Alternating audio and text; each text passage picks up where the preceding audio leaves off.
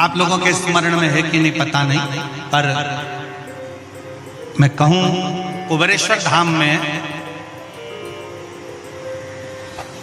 जहां पर कंकर शंकर शिला रखी है बड़ी वाली, आप लोग गए? कौन कौन गया है? जरा हाथ उठाओ तो जरा, सब गए हो? तो जहां बड़ी वाली शिला रखी है, कंकर शंकर जो शिला रखी है, केदार शिला जो रखी है, उस बड़ी शिला का बिल्कुल नजदीक का जो हिस्सा है, शिला जहां रखी है उसका बिल्कुल 4 कदम दूरी पर ही एक कुआं है। अब तो उस कुएं पर छत डाल दी गई है और कुएं को छत डालकर बंद कर दिया गया, पर पूरे कुबेरेश्वर धाम में जो पानी आप पीते हो, जो पानी का प्रयोग करते हो, जो पानी आप यूज करते हो, वो उसी कुएं का, उसी कुएं का, उस पर छत डाल दिया। तो कई लोग कहते हैं कि कुबेरेश्वर धाम में हम जाते हैं और बाबा को प्रार्थना करते हैं तो बाबा हमारी बातों को इतनी जल्दी स्वीकार क्यों करता है? काशी में हम जाते हैं तो काशी में बाबा हमारी बातों को क्यों स्वीकार करता है? उज्जैनी जाते हैं तो उज्जैनी में क्यों स्वीकार करता है?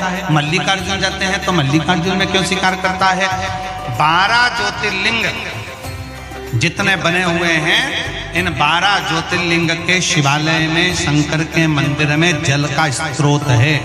जैसे विश्वनाथ जी के मंदिर में, काशी में ज्ञान वापी है, जैसे उज्जैनी के अंदर महाकाल मंदिर में ही सरोवर है, जैसे मल्लिकार्जुन में जब दर्शन करने जाते हो तो पास में एक कुआं है, उसी तरह प्रत्येक शिवालय में भीमाशंकर चले जाओ, त्र्यंबकेश्वर चले जाओ, तुम्हारी मर्जी पड़े, जिस ज्योतिर्लिंग में जाओगे, आप केदारनाथ जाओगे तो ओम कुंड है, ऐसे जितने जितने ज्योतिर्लिंग का दर्शन करोगे, प्रत्येक ज्योतिर्लिंग के नजदीक में, ज्योतिर्लिंग के अंतर्गत, ज्योतिर्लिंग मंदिर के अंदर एक ना एक शिवालय के पास में जलाशय रहता है। वो जलाशय क्यों रहता है? उस जलाशय के अनुकूल जब हम अपने मन की कामना करते हैं, वहां बैठकर आराधना करते हैं, तो भगवान शंकर पर उस जलाशय का जो पानी शिव पर चढ़ता है तो हमारे मन की तरंगे शंकर स्वीकार कर हमारी झोलियां भर देते हैं।